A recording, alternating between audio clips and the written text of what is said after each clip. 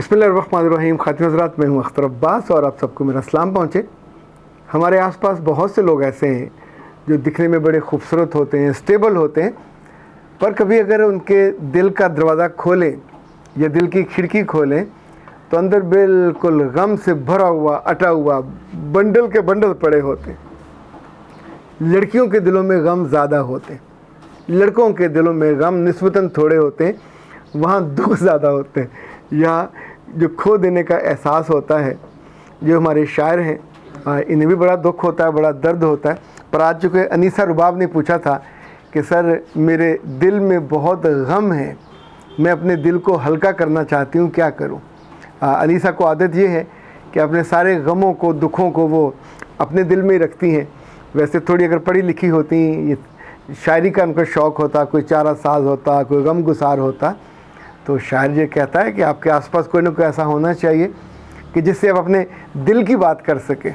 کیونکہ جب ہم بالکل ہر غم کو، دکھ کو اپنے دل کے اندر رکھتے ہیں تو ہم نے تو دیکھا ہے غم اندر سے انسان کو کھا جاتا ہے. جس لمحے کوئی فوت ہو جائے اور جس کی آنکھیں وہاں نہ روئیں تو اس کے سارے چاہنے والے جو عزا و کارب ہوتے ہیں، سب ان کی کوشش ہوتی ہے کہ کسی طریقے سے یہ رو پڑے اور اس کی آنکھوں سے نیر بہنے لگیں، آنسو بہنے لگیں، تاکہ دل کا تھوڑا بوجھ کم ہو جائے. ویسے ایک شاعر ہیں، تحسین ان کا نام ہے، انہوں نے بڑی خوبصورت ایک غزل لکھی تھی. اس کے 2-3 اشعار پھر ہم آگے اس موضوع پہ چلتے ہیں. وہ کہتے ہیں کہ غم کی ترتیب سلیقے سے لگا رکھتا تھا، غم کی ترتیب سلیقے سے لگا رکھتا تھا، یعنی میں روز تیرا ہجر منا سکتا تھا. اور صبر نے چیخ گلے سے نہیں آگے بھیجی، صبر نے چیخ گلے سے نہیں آگے بھیجی، ورنہ دیوانہ بہت شور مچا سکتا تھا. اور آپ بیکار سمجھ کر جسے چھوڑ آئے، آپ ذرا غور کیجئے گا، آپ بیکار سمجھ کر جسے چھوڑ آئے، ایک وہی شخص میری جان بچا سکتا تھا. اور تیری نفرت سے اگر تھوڑی سی فرصت ملتی، میں محبت میں بہت نام کما سکتا تھا. یہ جو غم ہے کئی طرح کے ہوتے ہیں.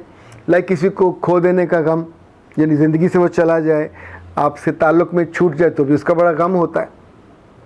مالی طور پہ کمزور ہو دینے کا غم، کسی کو قرض دیا ہوا قرض واپس نہ ملنے کا غم، کسی کو قرض نہ دے سکنے کا غم، کسی محبت کے چھوٹ جانے کا غم، کسی چھوٹی محبت کے کسی اور کے پاس چلے جانے کا غم، آپ کے کسی دوست کا آپ سے آگے نکل جانے کا غم، خود آپ کا دنیا میں پیچھے رہ جانے کا غم، آپ کے عزا و کارب اور دوستوں میں سے جن پہ آپ اعتبار کرتے تھے، اعتماد کرتے تھے، ان کا دھوکہ دے جانے کا غم، ہار جانے کا غم، زندگی میں ہدف نہ ہونے کا غم، ہدف پہ پہنچ کے خوشی نہ ہونے کا غم.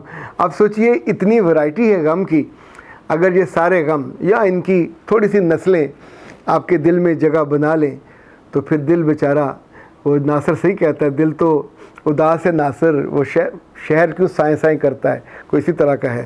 اسی طور پہ کچھ لوگوں کو اپنے دوستوں سے بہت شکوہ اور غم ہوتا ہے، اور جو آپ کی دوستیاں ہوتی ہیں ان سے بھی بہت شکوہ اور غم ہوتا ہے.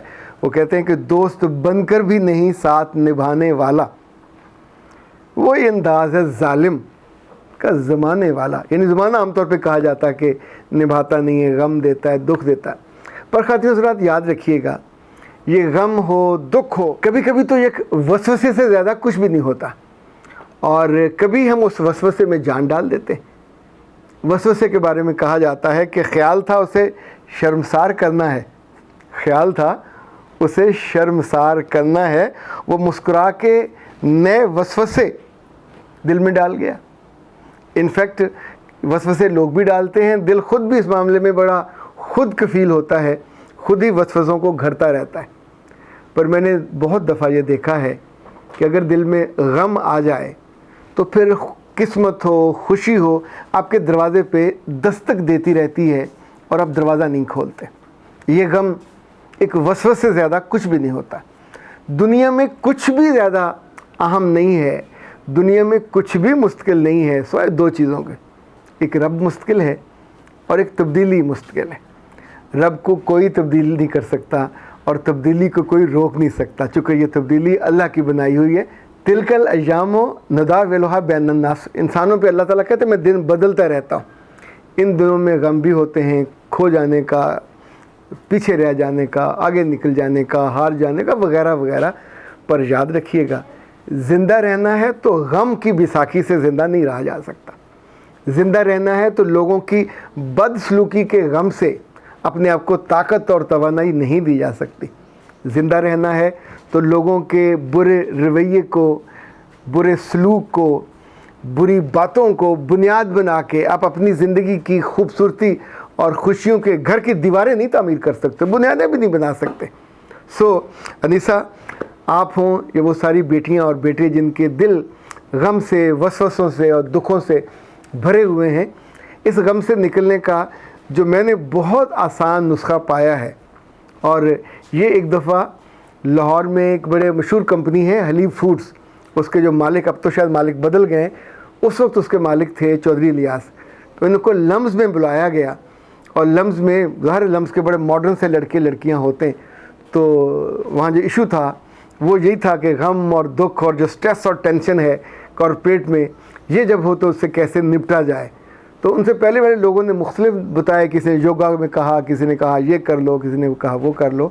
تو الیاس صاحب نے کہا کہ whenever I face this situation, تو میں تو 2 نفل پڑھتا ہوں اور میں اس سچویشن سے نکل جاتا ہوں. تو اس پہ کئی لڑکے اور لڑکیاں ہنس پڑے. تو پھر انہوں نے ان کی ہنسی سن کے کہا کہ انفیکٹ بیٹا تم تو ابھی زندگی میں آئے نہیں ہو، تمہیں تو بھی اندازہ بھی، تم صرف غم کو غین اور میم سے جانتے ہو. تم نہیں جانتے کہ دکھ کیا ہوتا ہے، غم کیا ہوتا ہے.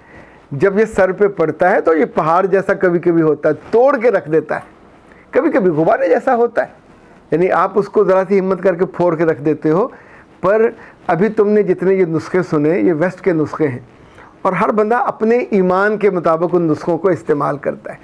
تو جن کا دل خالی ہو جائے اور وہاں غم کے بسیرے ہو جائیں، تو اگر آپ اپنے رب سے جڑ جاتے ہو اور اس کے سامنے ماتھا ٹیکتے ہو، سجدہ ٹیکتے ہو اور کہتے ہو کہ سر جگہ سب خالی پڑا ہوا ہے، غم سے بھرا ہوا ہے، پلیز آپ آ جائیں اور اس غم کو یہاں سے نکال دیں اور آپ میری مدد کیجئے، تو میرا رب کیوں نہیں آپ کی مدد کو آئے گا. وہ تو آپ 1 قدم چلتے ہو، وہ 2 قدم چل کے آتا، آپ ذرا تیز چلتے ہو، وہ کہتا میں دوڑ کے آتا ہوں.